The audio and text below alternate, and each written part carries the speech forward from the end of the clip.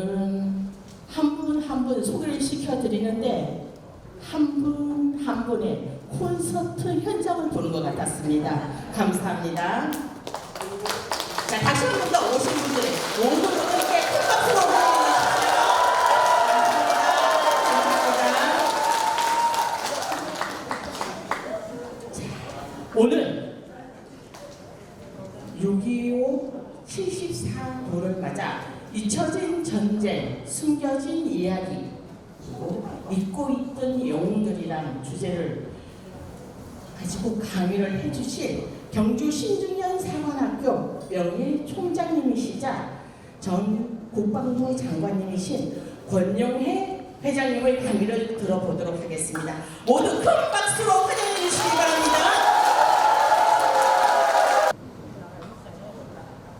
전체 일어서!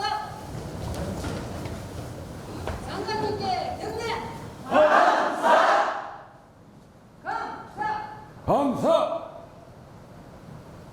바로 작성!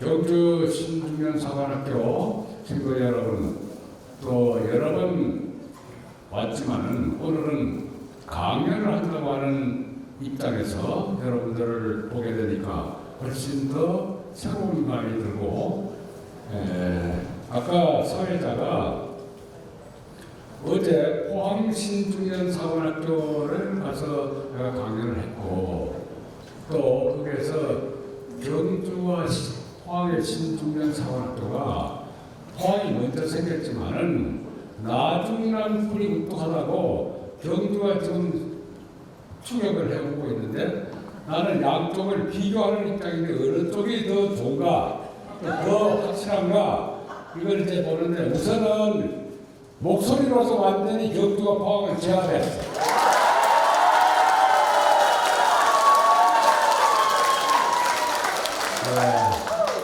그래서 사람은 잘한다 할 때 너무 교만하면 안 됩니다. 그러니까 포항에서 하고 있는 것을 열심히 따라서 배워서 진심으로 그 내용이 앞설 수 있도록, 특히 내가 봤을 때 이 내용에 대한 것들은 여기 앉아 계신 교수님들이 어떻게 끊임없이 개발하느냐, 이것이 참여를 하는데 실제 내용상으로 이기는 것이지 목소리 가지고 이겨서 안 되는 겁니다. 우선 지난번에 여기서 이시영 박사님이 강연을 하실 때 저 뒤쪽에 계셨던 분들이 잘 안 들린다, 도중에 가신 분들이 있대요.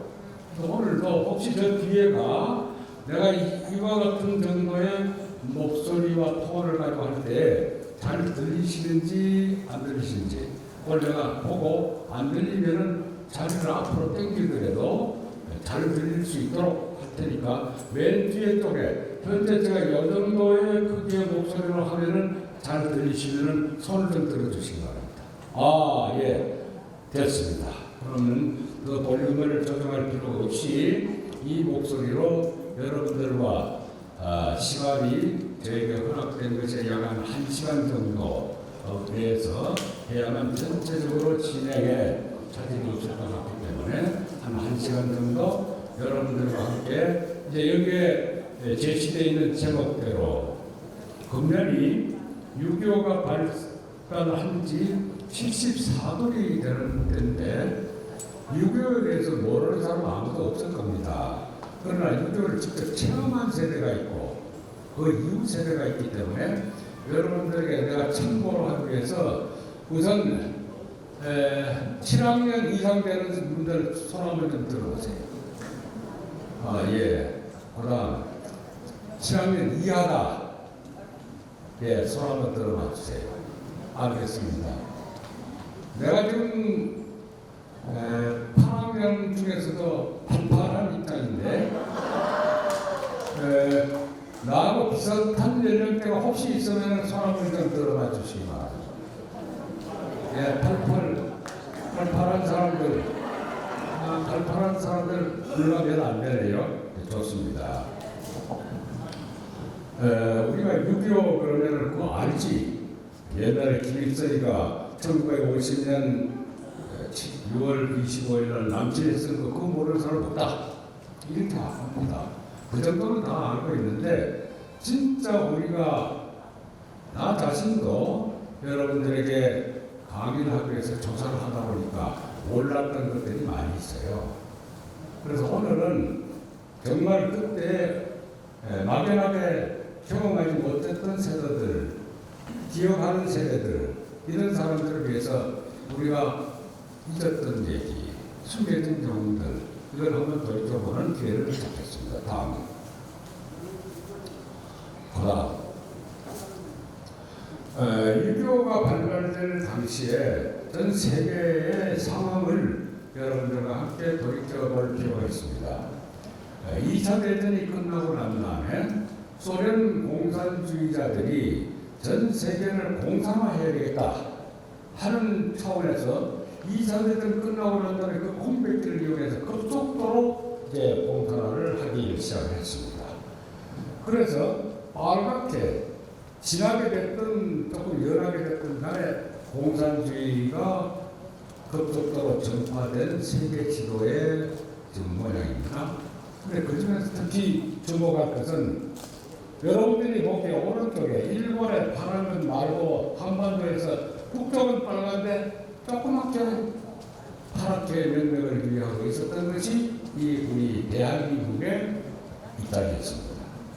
자, 그러다 보니까 소련의 공산주의의 우두머리인 스탈린이나 또 원래 대한민국을 건국할 때 그 이전에 남쪽은 이승만 대통령에 의해서 자유민주주의 국가가 됐지만은 이것은 전체를 공산화해야 되겠다 하는 이자들이 이제는 어떻게 하면 될 것이냐 하는 것을 확정한 것이 그 다음에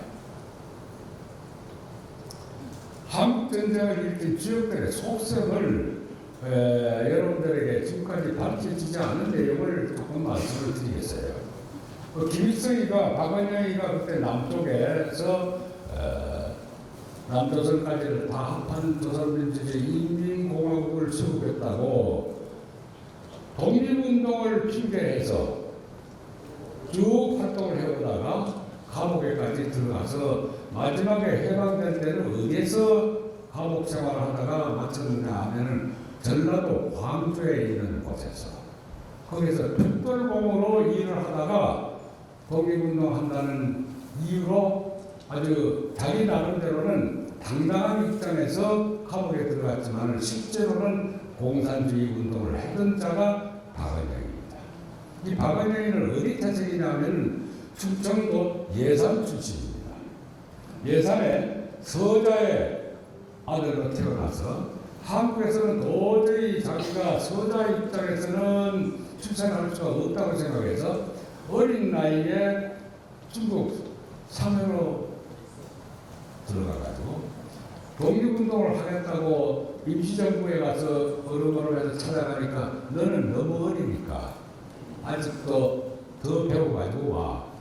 이렇게 거기서부터 문전박대를 받다 보니까 이 친구가 바깥에서 놀다가 소련 공산당의 프랑스가 온 김학령이라고 하는 자에게 보습이 돼서 그때부터 공산주의 사상을 가지고 한국에 들어와서 공산당들의 돈을 지원받아가지고 독립운동을 한답시고 하다가 감옥에 들어간 겁니다.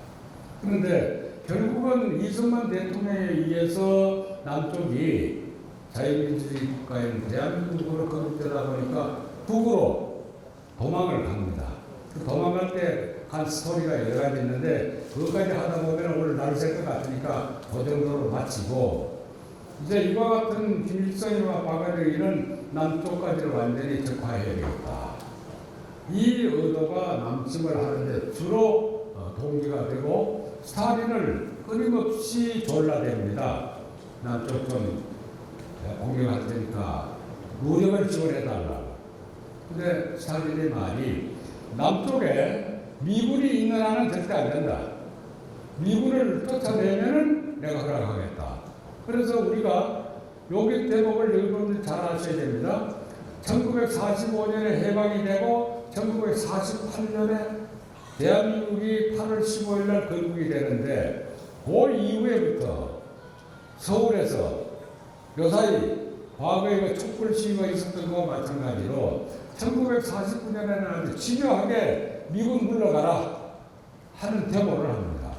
그러니까 미군들이 생각했을 때 해방시켜주, 건국시켜주, 그 다음에 또 먹고 살기가 어려운 사람들에게 우리가 미군들이 주는 담배 듣지 않았으면 추워서 얼어 죽었을 것이고 그들이 주는 밀가루하고 우유가루 안 줬으면 우리 다 살 수 없었던 겁니다. 여기 8학년들은 다 아마 그 경험을 다 하셨을 거예요. 그렇게 해줬는데도 불구하고 뭐 미군 물러가라고? 야, 한국은 지킬 만한 가치도 없고 지킬 만한 이유도 없고 우리에게는 그런 이익이 되지 않는다 해서 에치슨 국무장관을 통해서 에치슨 라인을 선포하는데 우리는 일본과 오키나와를 연하는 그쪽에는 니네들 마음대로 공산화가 되든 말든 모르겠다 하고 그 라인을 하고 1949년 12월 달부로 미군들이 다 나가고 1950년 1월 달에 에치슨 라인을 선포하니까 됐다. 그래서 6개월 후에 허락을 받아서 낭청을 하게 되는 겁니다. 그런데 이때 스탈린이 조건을 하나 붙였어요. 모택동 동지의 동의를 받아라. 왜 그랬느냐? 2차 대전이 끝나고 난 다음에 장개석이를 쫓아내고 난 다음에 모택동이가 중국 전체를 공산화한 중국 공산당 국가로 만들었습니다. 그런데 이 중국이 만일에 뭐 그대로 놔두면 소련하고 중국은 이 지구상에서 제일 긴 국경선을 가지고 있는 나라가 소련과 중국입니다. 그런데 이 중국이 만약 강해지면은 세계 패권은 미국과 소련이 계속해서 유지하고 있었는데 새로운 강자가 나타나면 이 골치 아프다. 그 미국은 국경을 멀리하고 있어서 그래도 괜찮지만 중국이 만약에 자기네들하고 비슷한 상태로 되면은 골치 아프니까 한국에서 전쟁이 벌어지면은 분명히 미국이 참전할 것이고 이때 미국과 중국이 피터지게 싸워서 그 두 나라는 적어도 수십 년 동안은 소련에 따라오지 못할 정도로 아예 완전히 무력화시키고 망가지게 만들기 위해서 허락을 하는 것입니다. 하는 것이 유교에 대한 새로운 평가로 우리는 비록 외국의 지원이 있지만 우리 스스로가 자부심을 가져야 된다 하는 것을 여러분들이 아셔야 됩니다. 네.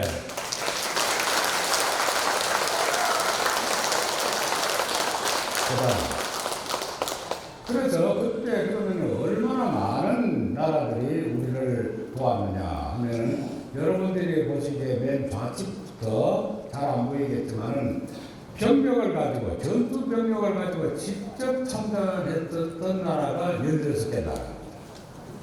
그 다음에 전투 병력은 아니지만은 부산 앞바다에다가 병원선을 갖다 놓고 병원을 가지고서 전상자들을 치료하고 하기 위해서 의무 지원을 했었던 나라들이 5개 국가가 있습니다. 인도, 덴마크, 스웨덴, 노르웨이, 이탈리아 등. 이렇게 해서 우리가 참전국을 21개 나라로 현재 알고 있습니다.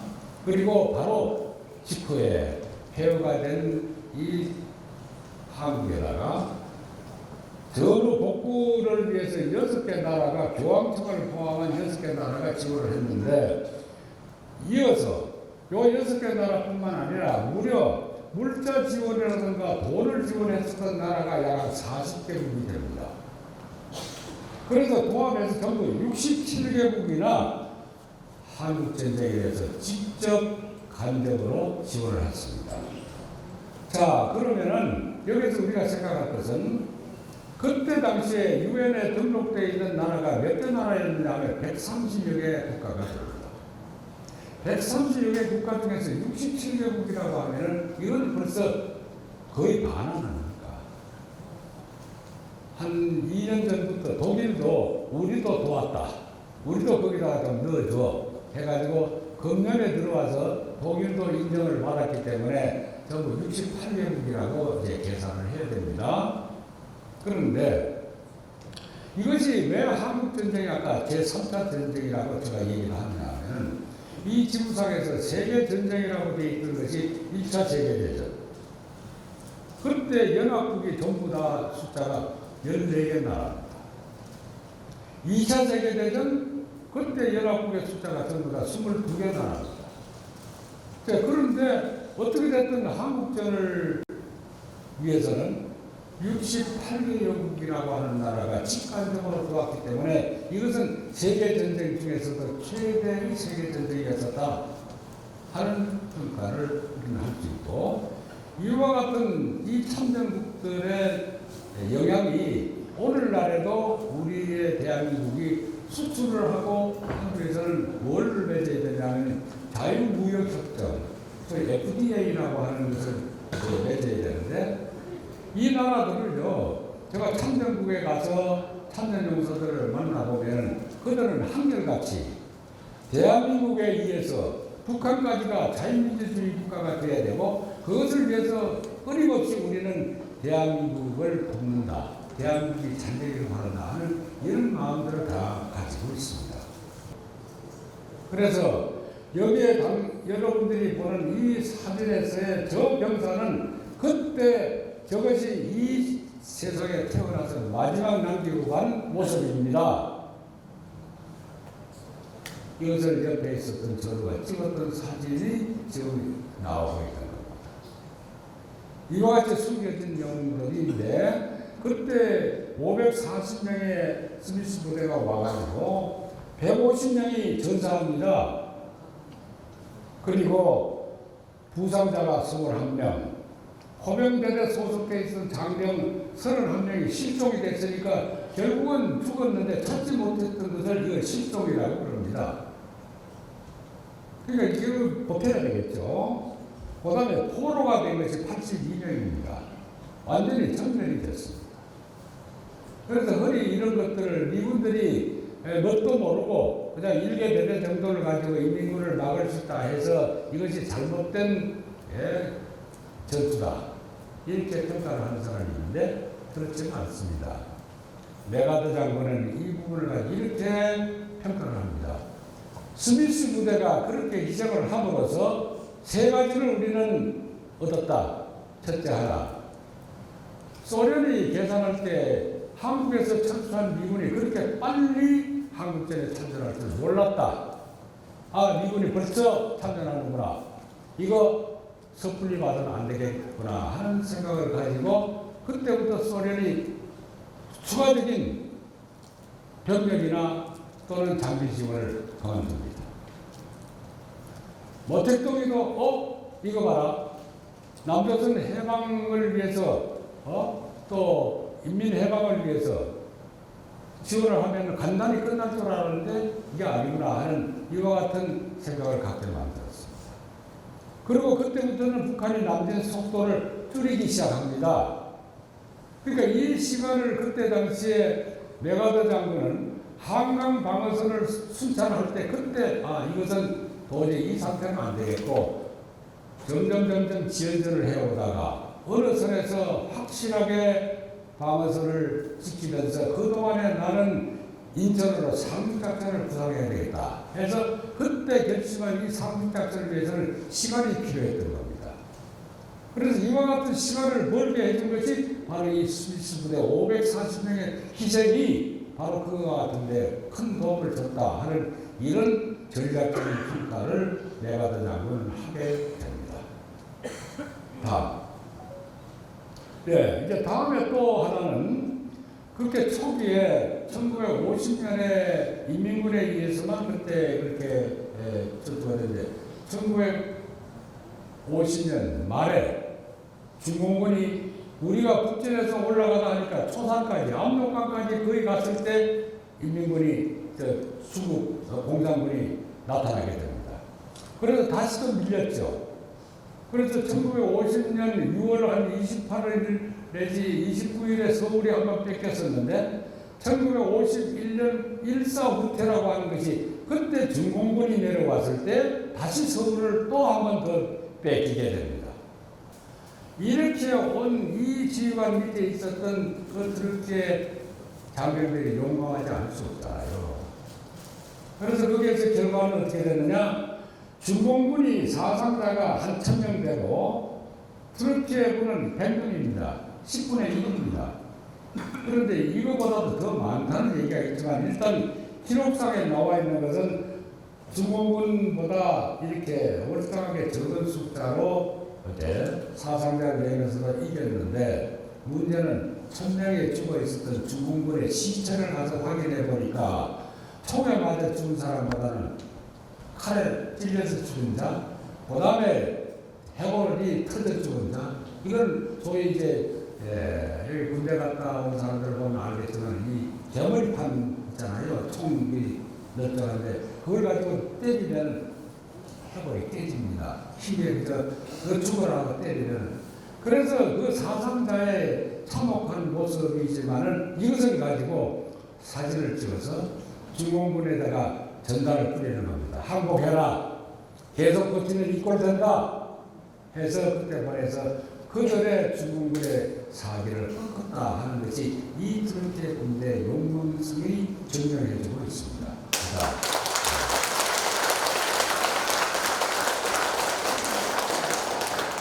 그 다음에는 이제 불란서 군대를 또 소개를 안 할 수가 없습니다. 여기 불란서 군대는요, 이제 아까 용인선에서 밀려 올라갔었던 중공군이 조금 더 올라가면은 지평리라고 하는 것이 있습니다. 지평리 혹시 아시는 분 있습니까? 지평리 잘 모르세요? 지평리 막걸리는 혹시 아시는 분 있어요? 어제 통화회를 보니까 지평리 막걸리 아는 사람이 좀 있던데 여기는 그래도 이 경주에는 그 법도 먹느라고 지평리 정도는 안 먹는 모양인데 지평리에서 이 프랑스 군대가요, 이 몽클라 중당이라고 하는 사람이 대대가 참전을 했으니까 대대장은 충령이라야만 대대장이 됩니다. 근데 이 사람이 원래는 사성 장군이에요. 그런데 연합군에서는 삼성 장군으로 이렇게 취급을 해주는데 이 사람도 스스로가 장군직을 버려버리고 충령으로 대대장으로 참전을 합니다.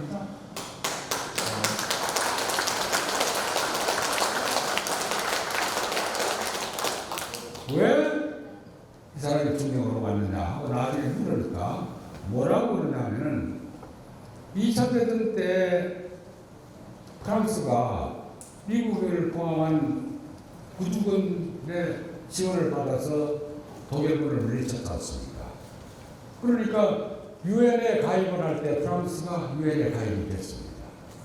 한국전에 유엔이라고 하는 이름으로 지금까지 유엔이 창설되고 난 다음에 유엔군이라고 하는 이름으로 참전했던 유일한 케이스가 한국전이고 그 이외에는 유엔이라고 하는 이름으로 참전한 나라가 한 번도 없습니다. 무슨 일이냐? 유엔 평화유지군이라고 하는 이름으로는 가지 전투를 하기 위해서 파견된 데에는 한국이 유일한 처음이요 마지막 케이스입니다. 지금까지. 이렇게 되니까 이 몽클리프 장군이 나중에 왜 당신이 그렇게 장군 계급장을 다 버리고 그것도 대령도 아니고 충령 계급으로 갔습니까? 하고 물으니까 나는 우리 아들이 지금 하나 있다. 이 아들에게 너희 아버지가 세계 평화를 지키기 위해서 유엔군으로 참전했다고 하는 이 말을 아들에게 내가 전해주기 위해서 내가 참전한다. 이 지구상에서 자기 자식에게 그와 같은 정신을 전수시켜주기 위해서 자기가 기꺼이 죽을 수밖에 없던 그런 참혹한 절제 참전하는 아버지가 누가 있겠습니까? 이것이 우리가 인간으로서 특히 아버지로서의 가져야 할 가치관이라고 저는 생각합니다.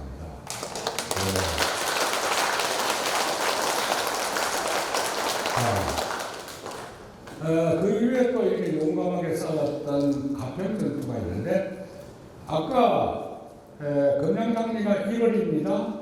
그 다음에 집행위가 2월입니다. 그 다음에 이제 4월입니다. 점점 이제 위로 올라가면서 중공군이 밀려 올라갈 때 일어나고 있는 전투입니다. 이 가평 전투 이전에 용문산 전투가 있는데 그건 뺐어요. 한국전에서 한국군들이 싸웠기 때문에. 외국군들은 얘만 그런 겁니다. 가평 전투에서 여기에서는 이 그림을 보고 가평 전투의 주 부대들이 호주 군대에 찾는 영상입니다. 8월 13일 날 무초 대사가 이승만 대통령을 방문해서 대구가 위험하니까 임시 수도를 제주도 정도로 옮겨야 되겠습니다. 부산도 위험합니다. 사실 마음속으로는 제주도도 위험하니까 일본이나 어디 다른 데로 가라고 하려고 그러는데 일본 소리만 나도 벌쩍 질 양반이니까 감히 그 소리를 못하고 제주도라는 얘기를 했습니다. 그러니까 이제 이승만 대통령이 벌떡 일어나서 자기가 6.25 발발 이후부터 차고 다니던 모델 권총을 꺼내서 아래 위로 이렇게 흔들면서 무초대사 앞에서 가려면 당신들이나 가. 나는 이게 총알이 3발 있어. 이 한 발 가지고 제일 먼저 프란치스카 여사를 쏠 거야. 왜? 미군이 와서 프란치스카 여사를 끌고 다니면서 온갖 능욕을 다 할 텐데 그걸 내가 어떻게 감수할 수 있겠느냐. 그 다음에 두 번째는 내 앞에 나타난 이민군을 쏘고 그 다음 남의 장관 가지고 내가 죽을 거야. 나는 죽어도 못 떠나 하는 얘기를 합니다. 다. 그래서 이 얘기를 무초대사가 와가지고 야, 이 영광제 일은 절대로 안 간단다. 그 얘기를 그때 팔군사령관인 워커 장군에게 말을 합니다. 그리고 워커 장군에게 이승만 대통령이 또 그 말을 나중에도 또 합니다. 그 의지가 전해졌습니다. 그래서 결국은 이 워커 장군이 낙동강 전선이 원래는 이름이 워커라인입니다. 워커 장군이 지켜라 하는 워커라인인데 이 워커라인에서 그때 이 한국군과 미군을 작전 지휘를 하는 작전권을 대전에서부터 이승만 대통령이 미군에게 이양을 했기 때문에 이 워커 장군이 한국군과 미군에게 자, 우리는 더 이상 물러설 곳이 없다. 샘 워커 대위는 그 이후에 미국에서 최연소 사성장군 대장이 됩니다. 그런데 이 샘 워커 대장은 원래 대장으로 취급이 되면 제일 첫 번째 받는 보직이 미 육군 참모총장이 되거나 아니면 아까 얘기했었던 구라파 지역의 네이토군의 사령관이 되는 것이 그 보직이 예정되어 있는 그와 같은 육군 대장이 되거든요. 그런데 이 사람은 대장이 되고 난 다음에 한 번도 그 보직을 받아보지 못하고 예표를 당합니다. 왜냐? 그때 당시 카트 대통령이라고 하는 사람이 이 사람이 당선되자마자 한국은 철수 내지를 감축하겠어. 이제 이 얘기를 합니다. 그러니까 이제 한국에 있었던 한 장군이 그 반대를 하다가 동부로 소환돼서 갑니다. 그래서 그 사람이 그대로 예편이 됩니다. 그런데 미국에서 그것을 똑같이 반대하다가 사성 장군이 보직 한번 받아보지 못하고 예편했었던 샘 워커 대장에 대한 얘기는 아무도 잘 모르고 있습니다. 아버지는 한국전에서 돌아가시고 아들은 그것 때문에 그렇게 군인들이 갈망하는 사성 장군이 됐지만 한국에 대한 얘기를 가만히 있었으면 이 사람은 또 승승장구 할 수도 있는데 한국전 어떤 전쟁이냐 10만 이상의 사상자를 낸 미군들의 그걸 희생을 어떻게 할 것이냐.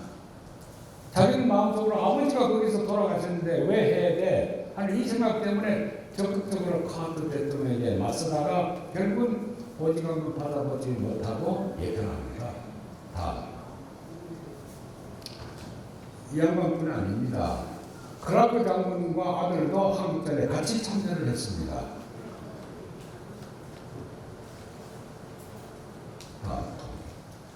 그래서 6.25 때 한국전에 참전한 이분들, 장군들의 아들들만 통계에 나와 있는 것이 142명입니다.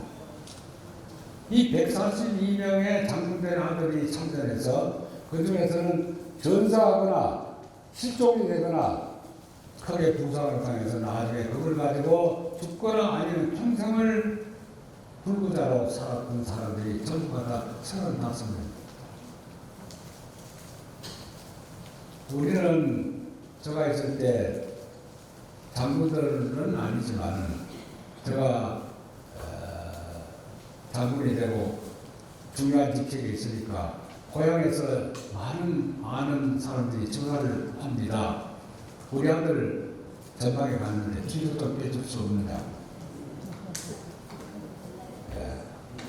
그게 우리 공통된 인간들의 이 정서인데 과연 자유를 지킬 수 있는 나라들의 사람들의 생각은 어떠냐. 스스로 내 장군의 아들을 선선해서 몸통으로 참전시키겠다. 한국전하고 그 사람들의 목숨을 바쳐야 할 이유가 뭐 있습니까? 보다 그것뿐만이 아닙니다. 동쪽으로 이제 옮겨갑시다. 칠곡에서 가다 보면 영천 쪽으로 요사이 새로운 고속도로가 하나 났죠. 영천, 상주 이쪽에 고속도로가 하나 났죠. 거기가 이게 또 옆구리입니다. 다부동을 공격을 하다가 그쪽으로 물밀듯이 이제 내려오기 시작했어요. 그러니까 영천에서부터 방어를 해야 됩니다. 또 그뿐만이 아닙니다. 동해안 쪽으로 내려오던 인민군들이 여기 포항 쪽으로 밀어닥치기 시작합니다. 자, 포항에 와서 거기서 조금 있으면 경주가 지척입니다. 만약에 뭐 다부동을 아무리 시켜도 포항 전선이 무너지면은 그대로 경주, 천정고도 뭐 2025년에 에이펙을 해? 이거 다 박살이 난 상태에서 뭘 가지고 에이펙을 합니까? 그런데 이때 병력이 부족한 것을 누가 메꿨느냐? 학도병들이 메꿨습니다.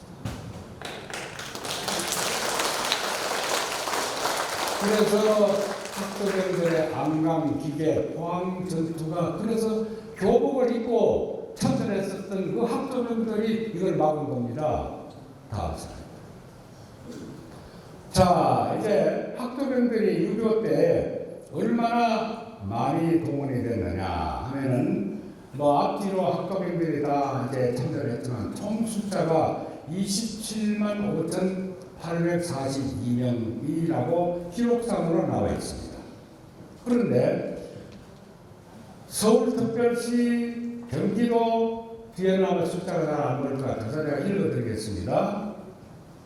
서울특별시에서 6,700명, 경기도가 23,500명, 충청남도가 42,000명, 충청북도가 21,500명, 전라북도가 27,000명, 전라남도가 23,800명, 경상북도가 65,000명,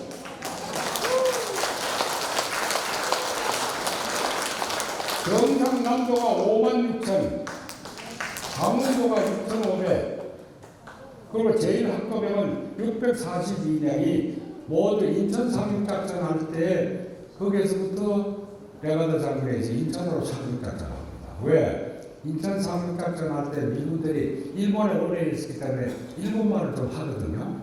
그러니까 일본에서 제1학도병들이 그대로 현지에서 입대를 해가지고 일본말을 통하니까 인천 상륙작전에 포함이 돼서 들어갑니다. 흔히들 보면은 1967년에 있었던 이스라엘의 전쟁 때 이스라엘에 해외에 나가 있었던 학생들이 이스라엘에 전쟁이 났다니까 자원해서 이스라엘을 갔다 하는 것이 대단한 걸로 우리가 얘기를 합니다. 그리고 이스라엘 주변에 있었던 나라의 외국 유학생들은 혹시 본국에서 불을 까면서 도망갔다. 그래서 이스라엘 국민들이 얼마나 애국심이 강하냐 하는 얘기를 하는데 실제로는 그 이전에 6.25 때 우리 일본에 있었던 학생들이 이만큼 참전했다는 사실을 이것도 아는 사람이 얼마나 있냐.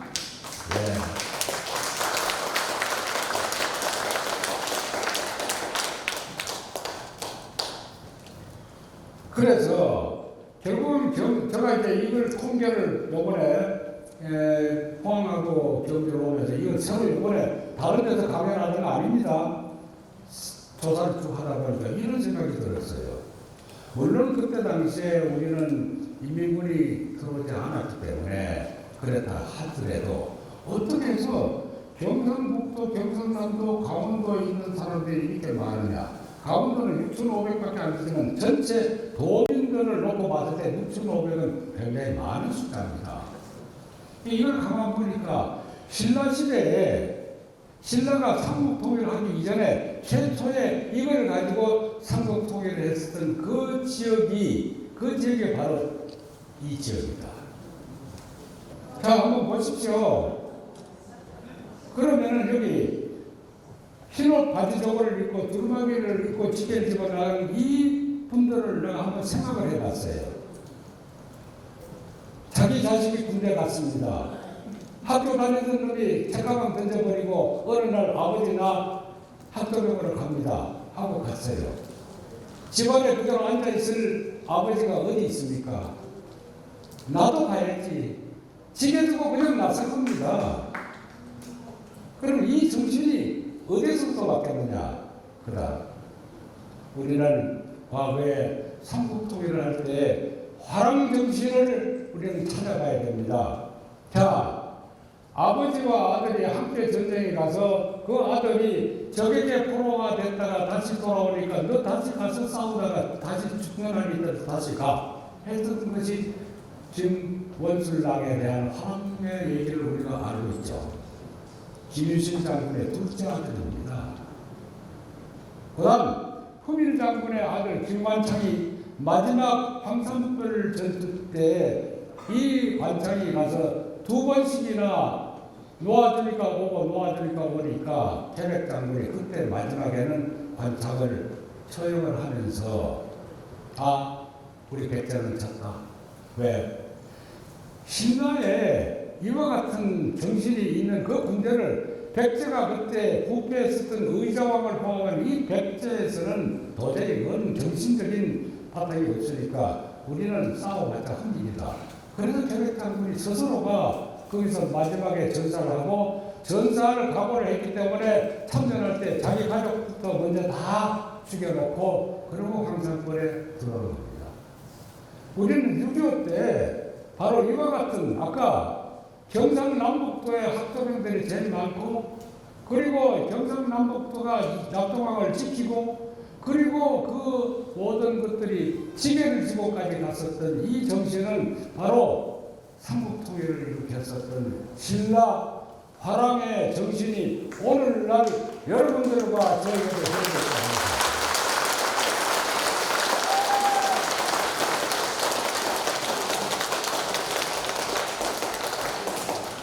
우리는 신라인과 화랑의 후예를 자랑해야 됩니다. 외부로 자랑할 것이 아니라 이것을 어떻게 자랑하면서 이어가야 되느냐. 이 6.25의 진실을 잘 모르는 청년들에게 이것을 가르쳐야 되고 청년들을 위해서 그래서 저는 통일건국회 회장을 맡고 난 다음에 청년들을 양성하기 위해서 지난 7월 29일부터 8월 1일까지 학도병들의 전적진을 그래서 답사하면서 포항을 거쳐서 장사리까지는 올라가게 된 이유가 그게 있는 겁니다. 네.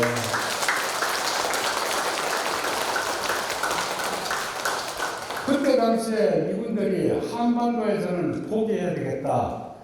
임시정부를 어디까지 옮겨야 된다고 생각했냐면 쭉 검토하다가 마지막에 저 서사모아 그 지역을 이제 망명정부의 적지로 판단을 하고 거기까지 한국에 있는 사람들을 수송할 능력을 판단해본 5만 명밖에 수송이 불가능하다.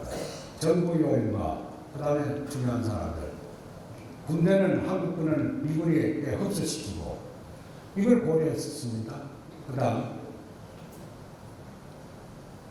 그런데 지금 여기에서 여러분들이 보고 있는 이 사진은 뭐냐? 자유월남이 폐망되고 난 다음에 공산주의 치하에서는 살지 못했다고 하는 사람들이 보트를 타고 보트피플이라고 하는 이름으로 수없이 이제 떠돌아다니다가 어떤 사람들은 호주라든가 어디 다른 데도 간 사람들이 있습니다. 그런데 여기도 저기도 가지 못하고 메콩강을 따라서 내려오다가 캄보디아에 있는 톤레샵이라고 하는 호수에 거기에서 보트피플로 이렇게 강에서 배구에서 살고 있습니다. 그때 초기에 이 사람들에 대해서 통계를 잡을 수가 없지만 대충 추산하기를 한 70만 정도가 된다. 어마어마한 숫자죠. 그럼 톤레샵이라고 하는 호수가 얼마나 크냐? 길이가 150km, 폭이 30km. 그래도 그 넓이가 가늠이 안 가죠, 여러분들?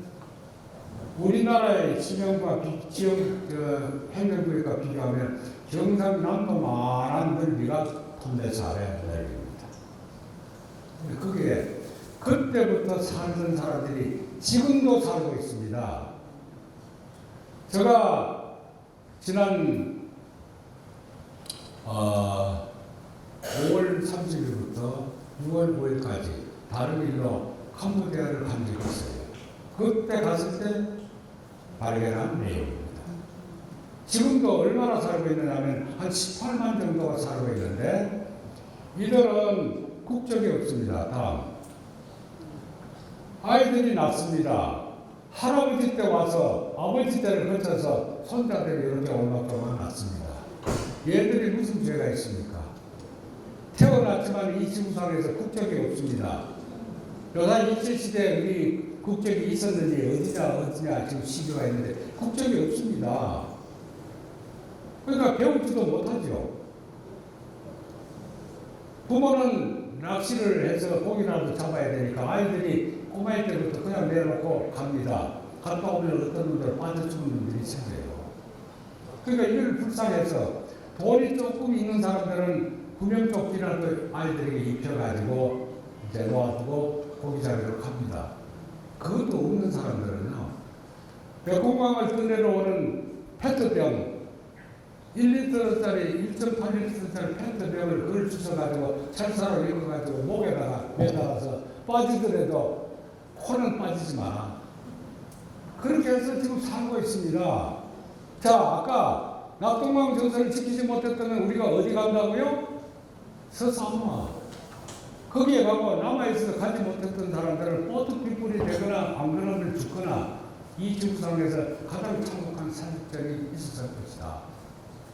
그러니까 이 정말 우리가 낙동강 전선을 학도병들까지 노무병까지 지켰다는 한 이 사실이 얼마나 우리가 귀중하고 그렇게 지킨 나라는 또 새로운 형태의 공격에서 우리가 무너져 가려고 하는 오늘날의 이 상황을 우리가 어떻게 봐야 되느냐.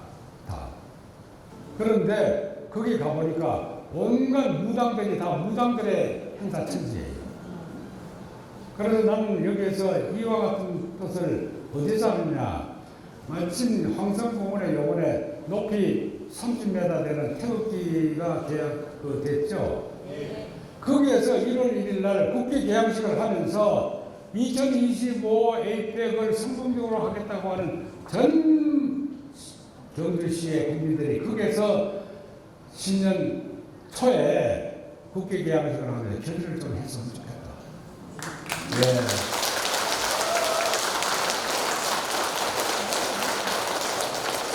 그 얘기를 어제 경주시청 직원들 앞에서 내가 하려고 했는데 시장도 안 계시고 하니까 해봤자 괜히 헛소리 하는 것 같아서 내가 그만뒀어요.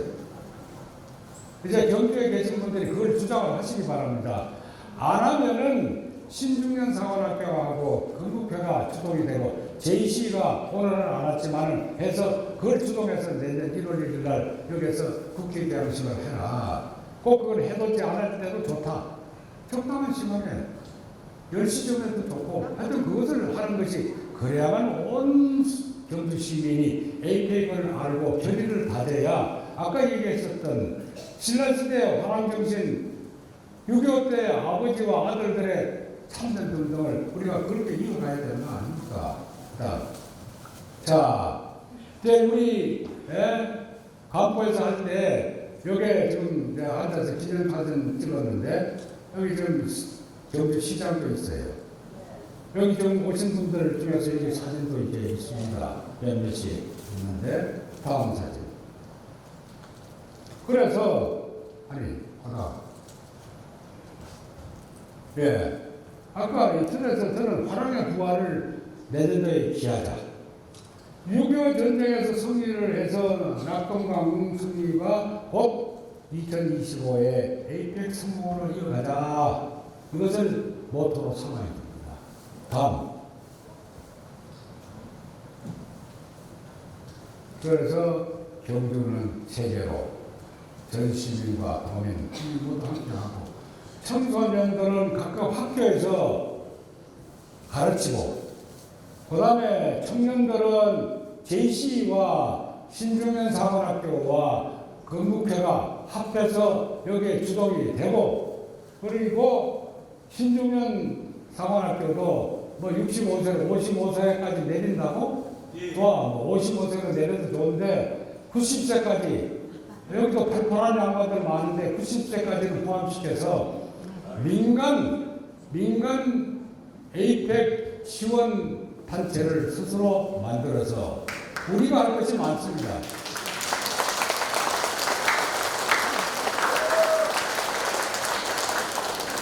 뒷공로까지 옛날에 세월 정신으로 뒷공로까지 우리 스스로가 시청에서 하라고 하기 이전에 시청에서 돈 줘야 합니다 하기 이전에 우리가 할 수 있는 것은 우리가 하는 그와 같은 국민운동으로 전개가 한번 되기를 바라는 겁니다.